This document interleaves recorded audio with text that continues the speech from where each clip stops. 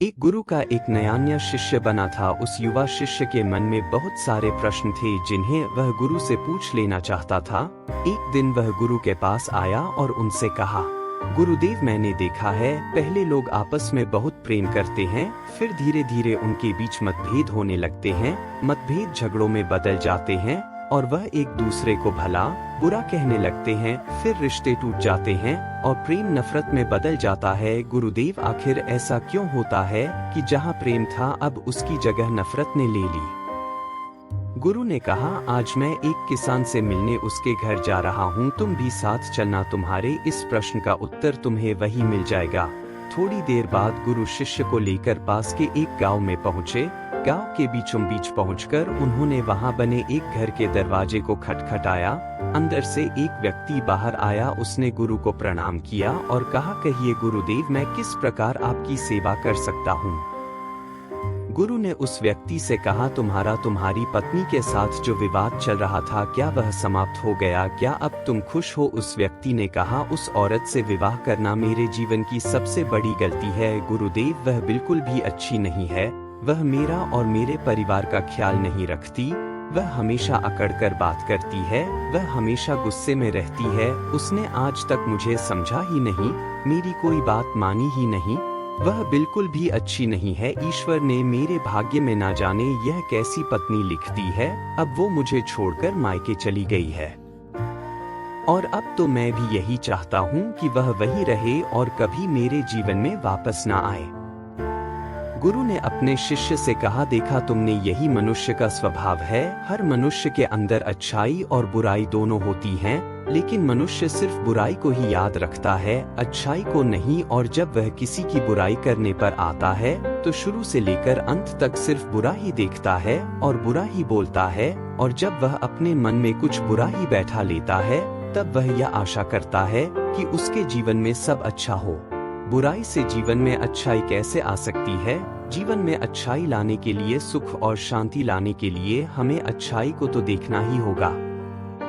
लेकिन यह काम कोई नहीं करता, क्योंकि ऐसा करने से मनुष्य के अहंकार को चोट पहुंचती है और वह अपने अहंकार के सिंहासन से गिरना नहीं चाहता। गुरु के मुख से यह सब बातें सुनकर उस व्यक्ति ने कहा, गुरुदेव, आप यह क्या कह रहे हैं? अगर कोई बुरा है तो उसमें बुराई तो दिखेगी ही। मेरी पत्नी बुरी है तो मैं उसमें बुराई ही देखूंगा। उसने आज तक ऐसा कोई कार्य नहीं किया जिससे मैं प्रसन्न हो सकूं। गुरु ने कहा, क्या आज तक तुमने कोई ऐसा कार्य किया जिससे तुम्हारी पत्नी खुश हो सके? उस व्यक्ति ने कहा, उसने मुझे कभी कोई ऐसा मौका ही नहीं दिया गुरुदेव कि मैं उसके लिए कुछ कर सकूं। गुरु ने कहा, चलो तुम कुछ देर के लिए यह सारी बुराइयां छोड़ दो, अपनी पत्नी की कमियां भूल जाओ, अपनी पत्नी की कोई एक अच्छाई याद करो और मुझे बताओ।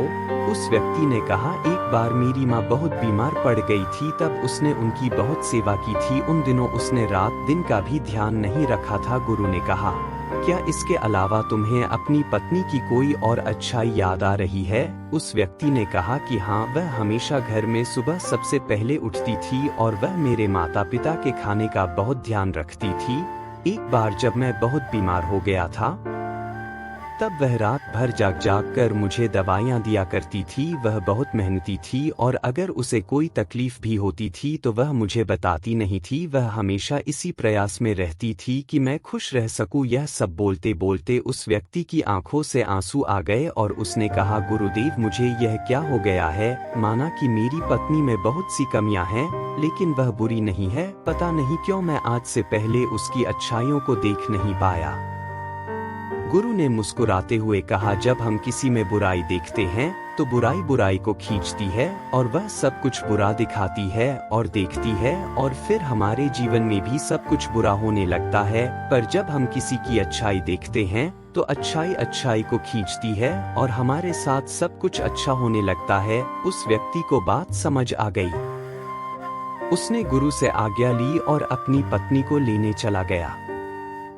गुरु ने शिष्य से कहा, क्या तुम समझे कि रिश्ते क्यों टूट जाते हैं, प्रेम नफरत में क्यों बदल जाता है?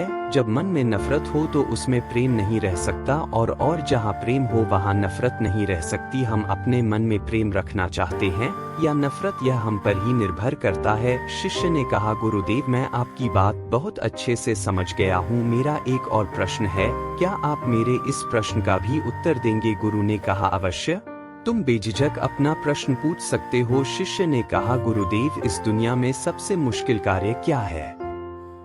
गुरु ने कहा, इस दुनिया का सबसे मुश्किल कार्य एकांतवास में रहना है। शिष्य ने कहा, इसमें मुश्किल जैसा क्या है? एकांत में तो कोई भी रह सकता है। यह सुन गुरु मुस्कुराए और बोले, अगर यह कार्य तुम्हें इतना आसान लगता है तो क्या तुम 30 दिनों के लिए एकांतवास में रह सकते हो? तुम्हें 30 दिन के लिए कहीं नहीं जाना, एक गुफा में रहना है। तुम बाहर किसी भी व्यक्ति से संपर्क नहीं करोगे, ना ही गुफा के अंदर किसी भी प्रकार के कार्य में व्यस्त रहोगे, सिर्फ शांत और मौन रहोगे।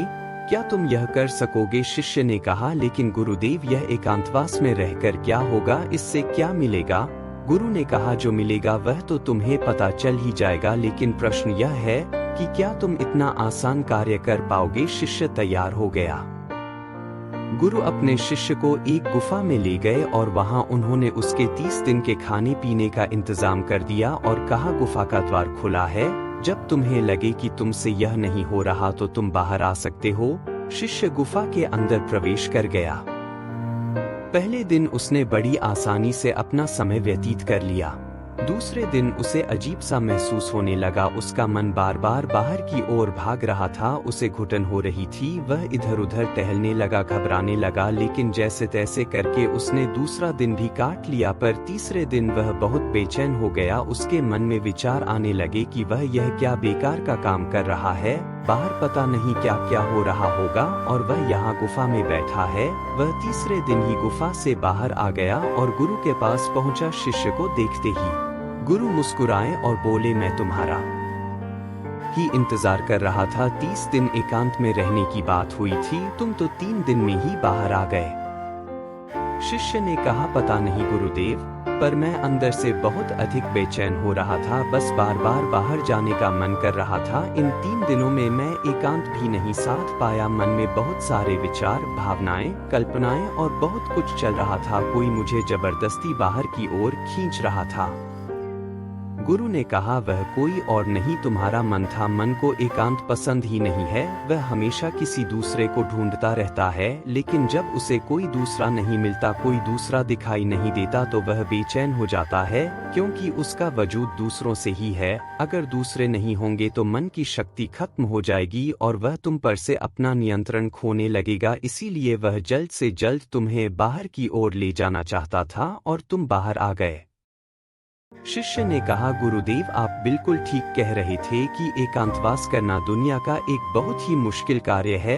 गुरु ने कहा, तुमने यह नहीं पूछा कि इस दुनिया का सबसे आसान कार्य क्या है? शिष्य ने कहा, गुरुदेव मेरे मन में यह प्रश्न भी था, लेकिन मैं पूछ नहीं पाया। गुरु ने कहा, अगर इस दुनिया का सबसे मुश्किल कार्य एकांतवास है तो इस दुनिया का सबसे आसान कार्य भी एकांतवास ही है। शिष्य ने कहा, आप यह कैसी विरोधाभासी बातें कर रहे हैं गुरुदेव, मैं कुछ समझ नहीं पा रहा।